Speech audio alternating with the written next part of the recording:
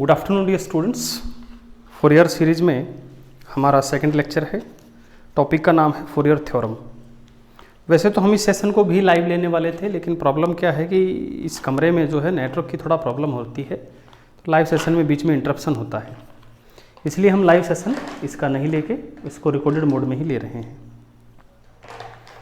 तो देखिए बच्चों, टॉपिक काफ़ी इम्पोर्टेंट है और जैसा कि आपको पहले वीडियोस में भी मैंने बताया है कि इन टॉपिक्स को आप कभी भी रटने के पॉइंट ऑफ व्यू से ना देखें, इनको आप समझने की कोशिश करें और जितना हो सके संभव इसको इमेजिन करने की कोशिश करें। प्यारे बच्चों, पहले इसके लेक्चर में हमने आपको इसका इंट्रोडक्शन दिया था कि what is actually the meaning of Fourier series.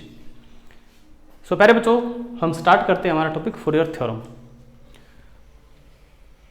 Any reasonable function, simple or complex, can be expressed as a linear sum of sine and cosine terms, that is simple harmonic waves of definite amplitude. Dear students, सबसे पहले जो word आया है हमारा reasonable function. Reasonable function means any function which satisfy some conditions. And those conditions are known as Dirichlet conditions, जो कि हम अभी नहीं एक्सप्लेन कर रहे कि वो कंडीशंस क्या है, वो पूरा हमारा टॉपिक है, उसको हम डिस्कस करेंगे। तो हमारी जो कंडीशंस हैं जिनको हमने बताया, अगर उनको ये फॉलो करते हैं Dirichlet कंडीशन को, तो हम कहेंगे कि एक रीजनेबल फंक्शन है। देन सिंपल और कॉम्प्लेक्स, इसका मीनिंग ये है कि if we have a simple function, simple periodic function, उसको भी, और भले ही हमारे पास कोई कॉम्प्लेक्स पीरियोडिक फंक्शन हो, चाहे कितना ही कॉम्प्लेक्स हो, लेकिन अगर वो पीरियोडिक है तो हम उसको साइन और कोसाइन की जो टर्म्स है उसमें लिख सकते हैं, और साइन और कोसाइन की जो टर्म है उसको हम सिंपल हार्मोनिक वेव्स कहते हैं, और उनका जो एम्पलीट्यूड होगा दैट विल बी डेफिनेट। जैसे इससे प्रीवियस लेक्चर में हमने बताया था, एक हमने कॉम्प्लेक्स फंक्शन लिया था, but that was not so complex. उसको 4 या 5 फ्रीक्वेंसी में हमने एक्सप्लेन कर दिया था कि इस फंक्शन को एक्सप्लेन करने के लिए हमें 5 सिंपल हार्मोनिक वेव चाहिए, जिनका डेफिनेट एम्पलीट्यूड हमने लिया था और फ्रीक्वेंसी हमने ली थी, और उसमें यह भी बताया था कि फ्रीक्वेंसी अगर हम बढ़ाते जाते हैं तो एम्पलीट्यूड उसका घटता जाएगा। फिर आगे हमने बताया कि frequencies of the component are in the ratio f, 2f, 3f, 4f, 5f and so on. अब प्यारे बच्चों, ये भी हमने उस दिन बता दिया था कि जो फ्रीक्वेंसीज जो होंगी सिंपल हार्मोनिक वेव्स की, वो इंटीग्रल मल्टीपल होंगी, यानी एक कोई भी फ्रीक्वेंसी, हमारी जो बेसिक फ्रीक्वेंसी जिसको हम कहते हैं फंडामेंटल नोट, फिर उसके जो हार्मोनिक्स होंगे, first harmonic, second harmonic, third harmonic, वो हमें लेने पड़ेंगे। ये जो बात जो है इसको हमने मैथमेटिकल फॉर्म में अब एक्सप्रेस कर दिया है। जो मैथमेटिकल फॉर्म इसकी क्या है कि कोई भी कॉम्प्लेक्स पीरियोडिक फंक्शन है, उस पीरियोडिक फंक्शन को हम इस टर्म में लिख सकते हैं। से I have a periodic function PT। देखिए प्यारे बच्चों, ये PT मैंने क्यों लिया, मैं इसे f ऑफ x भी ले सकता था, और मैथमेटिक्स वाले इसको f ऑफ x ही लेते हैं, लेकिन क्या है बच्चों, फिजिक्स में जो हम पीरियड्स की बात करते हैं उसमें हम टाइम लेते हैं कि this function is periodic and the time period of this that one, यानी हम किसी भी फिनोमिना का जो पीरियोडिसिटी है वो विद रिस्पेक्ट टू टाइम लेते हैं। ठीक है, इसलिए हम पहले दिन से ही इसमें t ले लेते हैं, लेकिन ये जरूरी नहीं है कि हम इसे t लें, इट में भी x, इट में भी y, क्योंकि जरूरी नहीं है क्योंकि फंक्शन जो है वो टाइम में ही पीरियोडिक हो, वो स्पेस में भी पीरियोडिक हो सकता है। ठीक है, तो इसलिए हम यहाँ पे t ले रहे हैं just to make our calculation और our understanding more general, more familiar with physics. Otherwise कोई चीज प्रेशर के साथ भी पीरियोडिक हो सकती है, कोई टेम्परेचर के साथ भी पीरियोडिक हो सकती है। ओके, अगर वो टेम्परेचर के साथ पीरियोडिक है, मान लो कोई चीज, तो फिर हमें यहाँ टेम्परेचर लेना पड़ेगा। ठीक है प्यारे बच्चों, कि अगर आप किसी चीज का टेम्परेचर बढ़ाते जाते हैं मान लीजिए, और वो उस चीज की वैल्यू बढ़ती जाती है, आप टेम्परेचर बढ़ाते जा रहे हैं, फिर वो वैल्यू जाकर के मैक्सिमम होती है, घटती है, फिर से वो माइनस में जाती है, लेकिन टेम्परेचर बढ़ ही रहा है। In that case we can say that this you can say phenomena of this quantity is periodic in with temperature, तो वहाँ पे टेम्परेचर लेना पड़ेगा। ओके प्यारे बच्चों, तो जरूरी नहीं है कि यहाँ पे t लें, कुछ भी हो सकता है। हाफ a नोट प्यारे बच्चों हाफ जो है ये हमारी कैलकुलेशन को सिंप्लीफाई करने के लिए है। इसका जो आंसर है कि हमने हाफ यहाँ क्यों लिया, क्योंकि अगर आप देखेंगे कुछ बुक्स में यहाँ हाफ नहीं मिलेगा, आप यहाँ हाफ नहीं भी लगाओगे, केवल एक कांस्टेंट लिख दीजिए ए नोट, उससे भी हमारा काम चल जाएगा। लेकिन हमें यहाँ हाफ क्यों लेना पड़ा, इसका जवाब आपको आगे मिलेगा। Just for making our working simpler, इसलिए हमने इसको हाफ लिया है। ओके, फिर हमने फर्स्ट टर्म लिया यहाँ पे a1 cosine omega T, b1 sine omega T. यहाँ ध्यान से देखो, इन दोनों का जो फ्रीक्वेंसी है कोस का और साइन का वो सेम है, दोनों का जो एम्पलीट्यूड है वो अलग अलग है। ये सेम भी हो सकता है, अलग अलग भी हो सकता है, लेकिन हमने लिबर्टी रखी है अपनी कि हम इसे अलग अलग लेंगे। ठीक है, यहाँ पे हमने अलग अलग लिया, सेम हो गया तो कोई प्रॉब्लम नहीं है, सेम भी हो सकता है, लेकिन हम ये नहीं कहेंगे सेम ही होगा, ऐसा नहीं है, सेम भी हो सकता है, अलग अलग भी हो सकता है। फिर हमारी सेकंड टर्म हमने ली है a2 cos 2 omega T, b2 sin 2 omega T. यहाँ पर फ्रीक्वेंसी हमारी डबल हो गई है दोनों की, और हमारा जो एम्पलीट्यूड था वो अलग हो गया है पहले वाली टर्म से। ऐसे हम चलते रहेंगे, फिर 3 की टर्म आएगी, 4 की आएगी, end up to n। nth term हमने यहाँ पे लास्ट में लिख दी है an cos n omega T, bn sin n omega t. अब प्यारे बच्चों कोई भी पीरियोडिक फंक्शन है वो कॉम्प्लेक्स है, उसमें कितने n तक हम लेके जाएं। इससे प्रीवियस लेक्चर में हमने 4 तक लिया था, वी हैव टेक 4f, है ना। तो प्यारे बच्चों हम उसको कहां तक लेके जाएं वो डिपेंड करता है complexity of our periodic function. अब मान लीजिए वो थोड़ा सा कॉम्प्लेक्स है, जैसे उस दिन हमने जो बनाया था वो बहुत थोड़ा सा कॉम्प्लेक्स था, तो उसमें हम 4 या 5 फ्रीक्वेंसी तक ले गए, हमारा काम चल गया। लेकिन वो बड़ा ही ज़्यादा कॉम्प्लिकेटेड हो जाता है ना, यानी उसकी शकल से ही नहीं लगता कि इसमें साइन और कोस हो भी सकता है, तो उसमें बहुत सारी टर्म्स आएंगे। ठीक है, मैं उदाहरण ले लेता हूँ, एक एग्जाम्पल ले लेता हूँ। जैसे प्यारे बच्चों स्पेस मेरे पास थोड़ा कम है तो मैं छोटा ही डायग्राम बनाऊंगा। देखो ये एक हमने बनाया प्यारे बच्चों,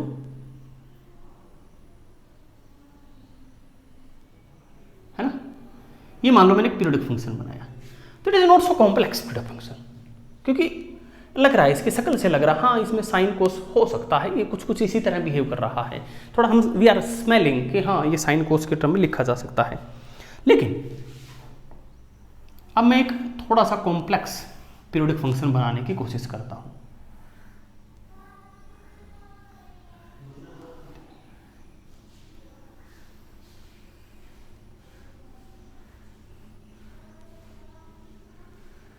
ये देखिएगा, ये कॉम्प्लेक्स पीरियोडिक फंक्शन है, इससे काफी कॉम्प्लेक्स है।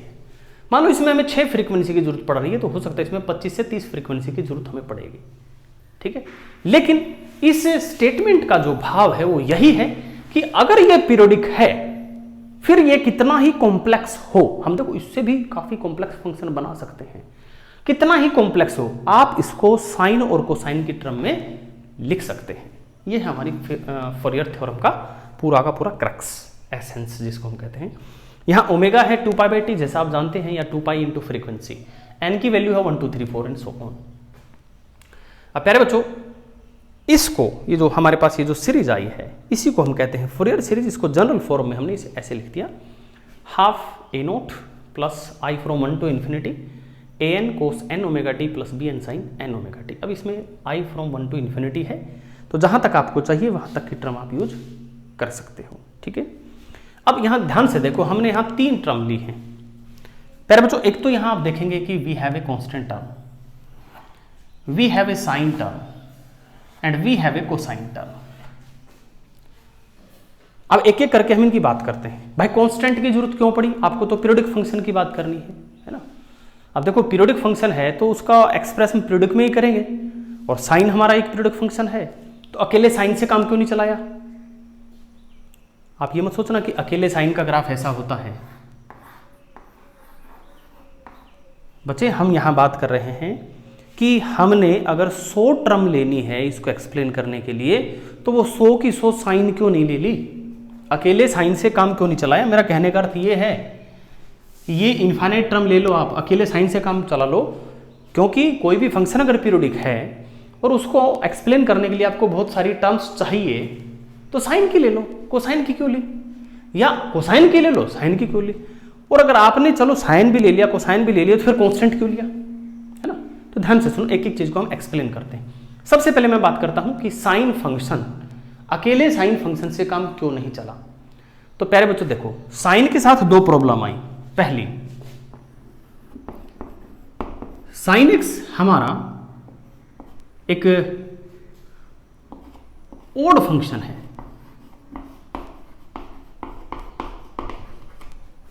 साइन एक्स एक ओड फंक्शन है।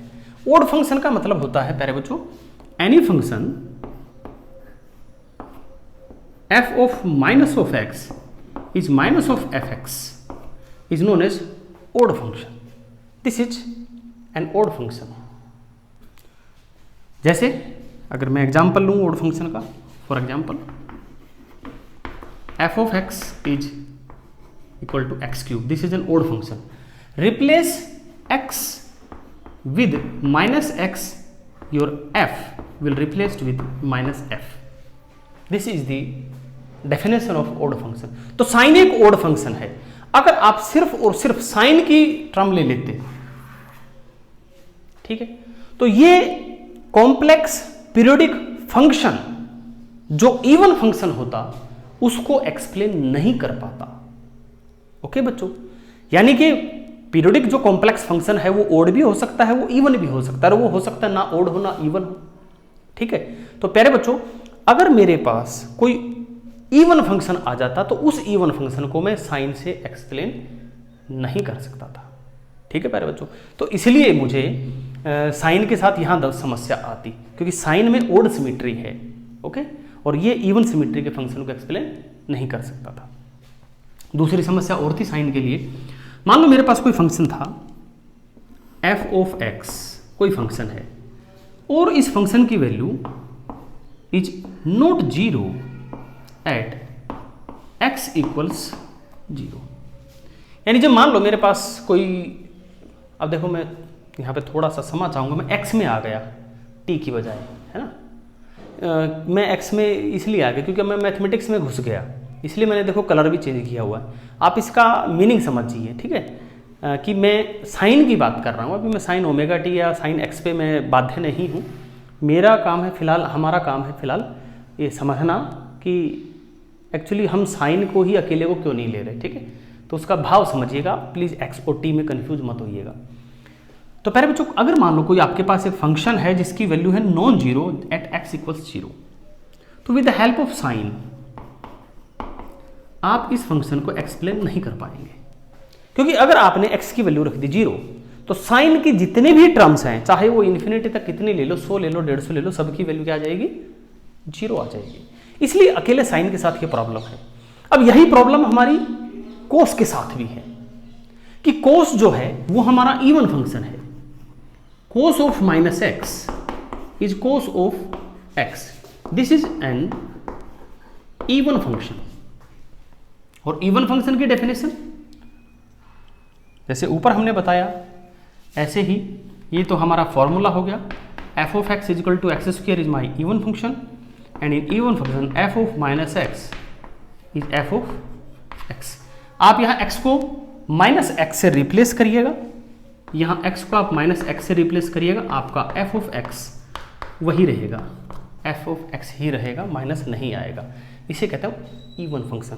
तो मान लो अगर तुम अकेला कोस ले लेते हो, तो अकेला कोस लेने में क्या है कि आप जो ओड फंक्शन है उनको एक्सप्लेन नहीं कर पाएंगे, ठीक है प्यारे बच्चों। अब आगे आता है हमारा, यानी ये एक बात तो कंक्लूड हो गई कि आपको कोस और साइन दोनों लेना पड़ेगा, ठीक है। अब बात आती है भाई ये कांस्टेंट क्यों लिया। ये कांस्टेंट इसलिए लिया प्यारे बच्चों कि जैसे मान लो ये जो वेरिएशन है ये हमने t के साथ लिया है, ठीक है, विद t,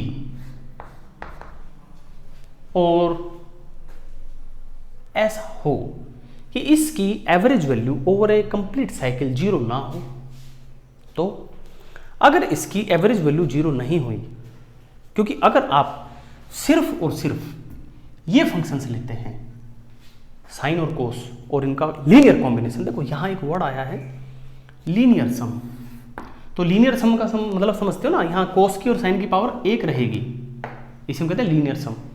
तो प्यारे बच्चों अगर साइन और कोस की टर्म्स आप लेते हो तो उनकी जो पूरी साइकिल होती है हमारी कंप्लीट वन साइकिल, उस पर एवरेज वैल्यू 0 होती है। तो मान लो अगर हमारे पास एक पीरियोडिक फंक्शन है, कॉम्प्लेक्स पीरियोडिक फंक्शन है, और उसकी एवरेज वैल्यू 0 नहीं है over A complete cycle, in that case आपका ये जो दोनों टर्म ये तो 0 देगा, लेकिन हमें चाहिए नॉन जीरो, इसलिए हमें एक कांस्टेंट टर्म भी ऐड करनी पड़ी। ठीक है प्यारे बच्चों, इसलिए हमें ये और ये हमें ऐड करना जरूरी था। हमें साइन भी चाहिए, हमें कोसाइन भी चाहिए, हमें कांस्टेंट टर्म भी चाहिए। ओके प्यारे बच्चों, और प्यारे बच्चों इसे कहते हैं हम फोरियर सीरीज। और ये जो हमारे बच गए A0, A1, A2, A3 up to AN, B1, B2, B3 up to BN, इन्हें हम कहते हैं प्यारे बच्चों फोरियर कोएफिशिएंट्स। इसको कैलकुलेट भी करेंगे हम अगले लेक्चर में। और प्यारे बच्चों लास्ट में जो लाइन लिखी है इसमें वेरी इंपॉर्टेंट लाइन है, all the terms of a Fourier series are mutually orthogonal. ये देखो अभी मैथमेटिकल फिजिक्स में आप ये मत समझिएगा कि ये दूसरा लेक्चर है ना। मैथमेटिकल फिजिक्स में जो आपका वेक्टर कैलकुलस है वो भी हमने पूरा का पूरा अपलोड किया हुआ है, लेकिन प्लेलिस्ट किस में डाला हुआ है, इलेक्ट्रोमैग्नेटिज्म की प्लेलिस्ट में डाला हुआ है। एक हमारा मैथमेटिकल फिजिक्स का ही आता है लीनियर अलजेब्रा, जिसमें इनर प्रोडक्ट के बारे में हम बात करते हैं वेक्टर्स की, वो हम क्वांटम मैकेनिक्स की प्लेलिस्ट में डाल रहे हैं। तो वहाँ मुझे ध्यान नहीं है, शायद मैंने वो लेक्चर डाल दिया कि नहीं डाल दिया, शायद डाल दिया। वहाँ ये टर्म आती है ऑर्थोगोनल, है ना। तो इसमें कहा है कि जो all the terms of a Fourier series are mutually orthogonal, it has a very brilliant meaning. अब प्यारे बच्चों म्यूचुअली ऑर्थोगोनल का मतलब क्या है कि ओवर ए कंप्लीट साइकिल, ओवर ए वन साइकिल, आप किन्हीं भी दो, ध्यान से सुना, किन्हीं भी दो टर्म के प्रोडक्ट का इंटीग्रल करेंगे, ये विल गेट 0। दोबारा से सुनिए, फूरियर सीरीज की किन्हीं भी दो टर्म का प्रोडक्ट का अगर तुम इंटीग्रल करते हो over A complete cycle, you will get 0। जैसे यहां आप देखेंगे कि कोस की टर्म है, साइन की टर्म है, बहुत सारी कोस की टर्म है, बहुत सारी साइन की टर्म है। प्यारे बच्चों मैंने इसका इंटरवल लिया 0 to t, sine n omega t, cos m omega t dt equals 0 for m not equal n। एक टर्म मैंने साइन के लिए, एक टर्म मैंने कोस के लिए, मन मर्जी से ली, या n और m आपकी मर्जी का है, 2, 3, 4 जो तुम चाहो वो ले लो, लेकिन ये अलग होना चाहिए। इनका जो इंटीग्रल किया है that will be 0, it means that these two terms are mutually orthogonal and this integral is true for every term. आप देखिए आपने एक टर्म साइन की सेलेक्ट की, कोस की सेलेक्ट की, आप चाहें तो दोनों साइन की सेलेक्ट कर लो, स्पेस कम है थोड़ा सा, मैं यहाँ ऐसे लिखूंगा, sine n omega t sine m omega t d t equal 0 m not equal n। And dear student अब आप दोनों कोस की टर्म भी सेलेक्ट कर सकते हैं, cos n omega t cos m omega t d t equal 0 for m not equal to n। तो प्यारे बच्चों अगर देखिए यहाँ n और m बराबर हो गए तो ये तो साइन स्क्वायर बन जाएगा, कोस स्क्वायर बन जाएगा, ठीक है। तो हमने दो टर्म्स लेनी है इसमें से, जैसे ये टर्म सेलेक्ट कर ली, ये टर्म सेलेक्ट कर ली, इसमें तो हालांकि n और m बराबर है, ये टर्म सेलेक्ट कर ली, यहाँ से ये टर्म सेलेक्ट कर ली, दोनों का इंटीग्रल किया over A complete cycle, you will get 0, ठीक है। ये है म्यूचुअली ऑर्थोगोनल का मतलब। थैंक यू प्यारे बच्चों फॉर वाचिंग द वीडियो। इसका स्क्रीनशॉट लेके नोट्स बना सकते हैं आप।